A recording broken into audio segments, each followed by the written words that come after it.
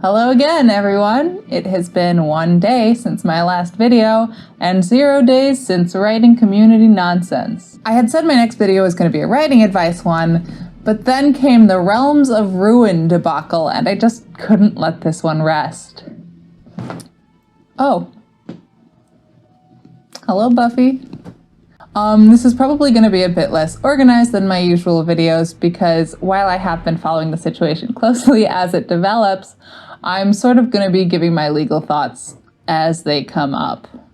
First of all, for those of you who aren't aware of what happened, I'm going to summarize the project for you a bit. Here's a screenshot of what I think was originally from the Realms of Ruin website explaining the project. You are cordially invited to join New York Times bestselling and award-winning authors Marie Lu, Tahira Mafi, Ransom Riggs, Adam Silvera, David Yoon, and Nicola Yoon in Realms of Ruin, a collaborative fantasy epic filled with dark magic, intrigue, and unique characters, launched online in a thrilling new way.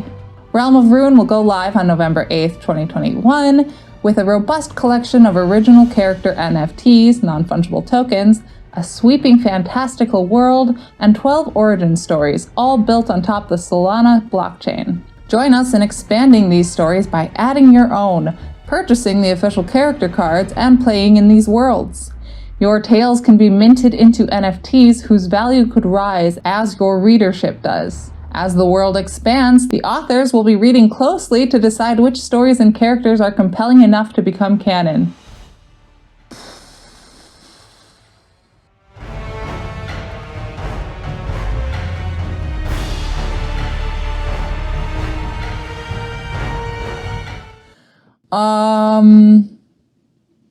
Where to even start with this? Just as a general disclaimer, because I have to include this in every video, this is for educational purposes only and nothing in it constitutes legal advice.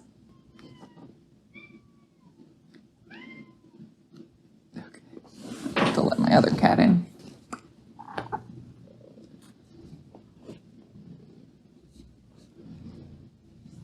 This is why I usually keep my door closed. So I guess I'll start by going over what an NFT actually is. This is a topic that has come up a lot among artists lately, but as far as I know, this is its big debut in the writing community.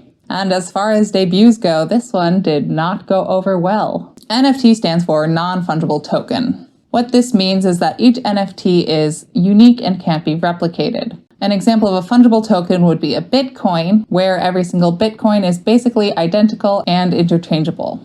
NFTs are strung together on something called a blockchain, which is basically a type of database. An NFT is a type of cryptocurrency representing a digital file. They're usually minted by using the file's URL. So if you mint an NFT of art that was posted on Twitter, then sell it for $5,000, and then the original artist goes and deletes the tweet, your NFT is basically worthless now. You alright? I don't get it. NFTs can be paintings or tweets or articles, and basically anything that qualifies for copyright protection, which I already covered in my last video, could also be made into an NFT. The idea behind NFTs is that purchasing an NFT gives you ownership over that digital file. That ownership, though, doesn't actually mean much. I've seen it compared to owning a certificate of authenticity. If you say buy an NFT representing some digital art, you are not buying the copyright to that art. If you want the copyright, you're going to have to execute an external agreement with the copyright holder, explicitly assigning the copyright to you. In the US, transfer of any exclusive rights under a copyright have to be in assigned writing. Remember that because that's going to be important for later. And so the reason so many artists are concerned about NFTs is that anybody can mint their works at any time and then just go sell it. NFTs have really opened the door to a new kind of internet piracy that copyright lawyers are still trying to catch up with. You know, ideally, before anyone minted an NFT, they would get a signed agreement from the copyright holder allowing them to do so. As I already addressed in my last video, there are certain exclusive rights that come with owning a copyright. One of those is the right to distribute your work. And minting and selling an NFT is a form of distribution. So if you do that without the copyright holder's permission, that is almost certainly copyright infringement absent a defense like fair use. But you know that isn't ideal, and when anyone can mint an NFT at any time, of Of course, people aren't going to go through the steps of getting the copyright holder's permission first. And of course, there are other bigger concerns that are associated with NFTs, like the insanely negative environmental impact. I'm an attorney, not a cryptocurrency expert, so I'm going to link an article in the description below that explains the environmental concerns associated with NFTs much better than I ever could. So now that we know more about NFTs, let's go back to Realms of Ruin. I'm going to be perfectly honest, I kind of love the idea of a big collaborative fantasy universe where the world and the lore and the magic is already established and it's just free range for people to create whatever stories and characters they want to go along with it. But this is not the way to accomplish that. Ideally, with this kind of project, there would be no central ownership. You wouldn't have 5 authors deciding what does or does not get to be canon. There might not even be an overarching canon. I'm sure the authors didn't intend this to be as scammy as it ended up coming off, but it's just so bad I wonder how they didn't notice. Ideally, a big open world project like this could actually be a great way for young writers to dip their toes into the world of writing. One of the best things about fan fiction as a tool for learning how to write is that the world and the characters are already established, so that's one less thing for you to worry about, so you can just focus on honing your craft. For those writers who may not have a fandom they want to write fan fiction for, or who would like to insert their own characters into an open world like this project could have been a great idea. But the problem with Realms of Ruin comes in with the centralized ownership and the creepy NFT element. So to break down this project again a little bit, the 5 founding authors would be providing the world, its lore, and some characters. Then they're encouraging their fans and reader base, who, it's worth noting, are mostly minors, to participate in the story by buying character NFTs and writing stories that take place in the world, presumably with the characters that they bought. This has been called out for a number of reasons, one of which is the ethical implication of basically asking a bunch of teenagers to write stories for you. I think Marie Lu said in an Instagram comment that the intention was to teach young writers that their writing has worth. It seems like the way to do that should not be by asking for free labor from them. But let's break this down from a copyright perspective. Who owns what? I saw a lot of misinformation about this on Twitter, which is part of the reason why I'm making this video. Again, this is something I've mentioned before, but I really hate when people try to give legal advice on the internet and they clearly don't know what they're talking about. Just as an example, I saw a lot of people saying really confidently that in a big open world like this, the copyright holders, which in this case would be the founding authors, own every story that takes place in the world. Under US law, this is just completely untrue. But I'm getting ahead of myself, so I'm going to back up a bit here. It is true that the founding authors would hold a copyright in the world that they created and the lore that accompanies that world. However, by openly encouraging others to write stories taking place in that world, they're essentially granting a non-exclusive license to create derivative works. So any derivative works created that take place in the Realms of Ruin world are authorized derivative works. Fan fiction is an example of a derivative work, except in that case it's usually not authorized. In the case of derivative works, the creator of the derivative work owns the copyright to the original elements in that work. The key there is the phrase, "to the original elements."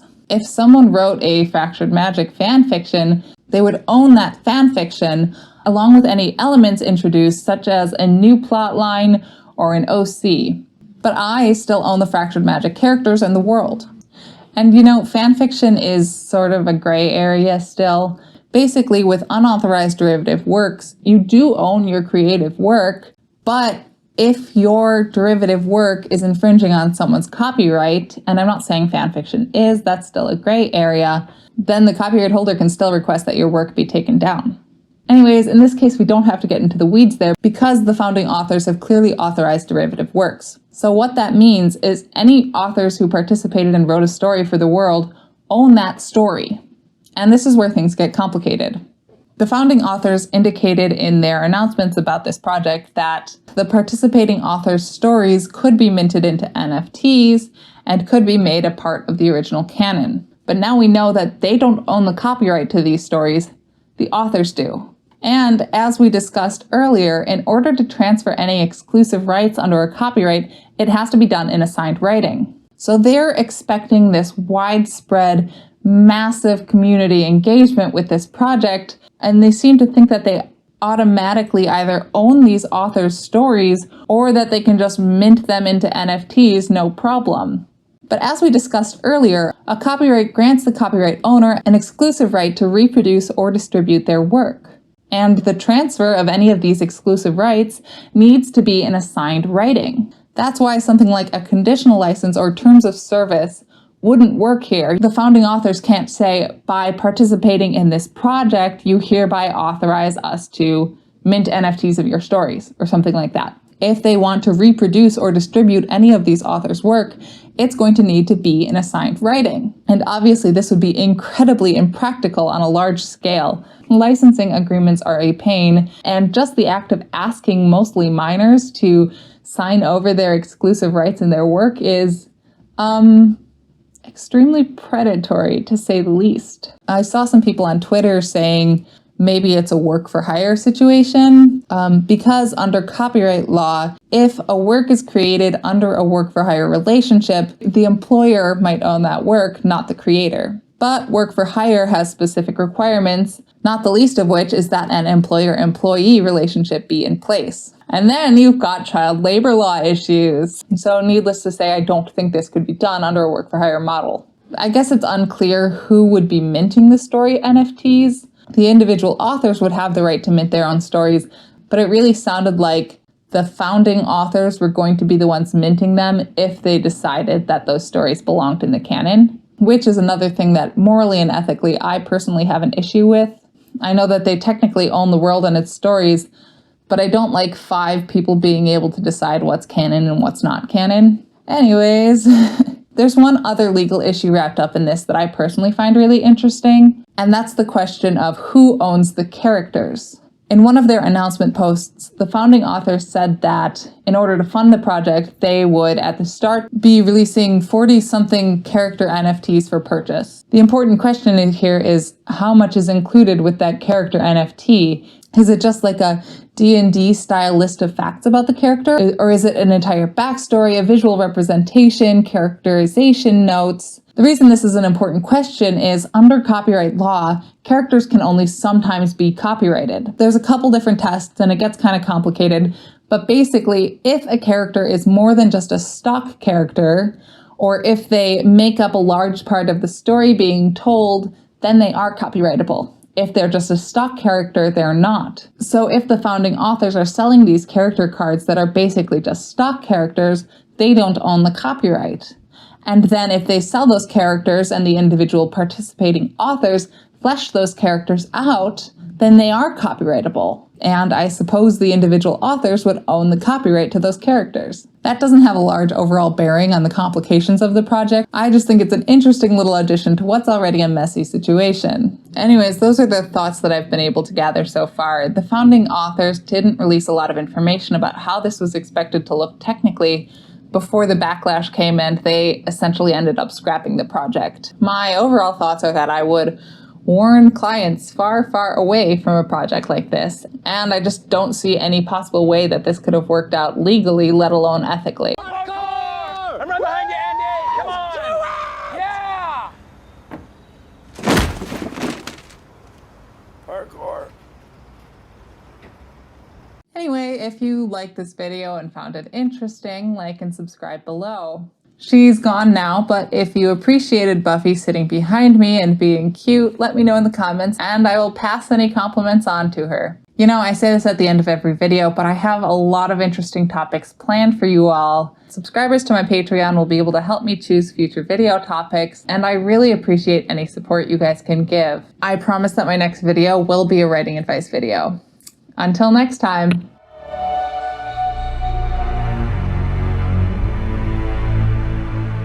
As far as I know, this is its big debut in the writing world.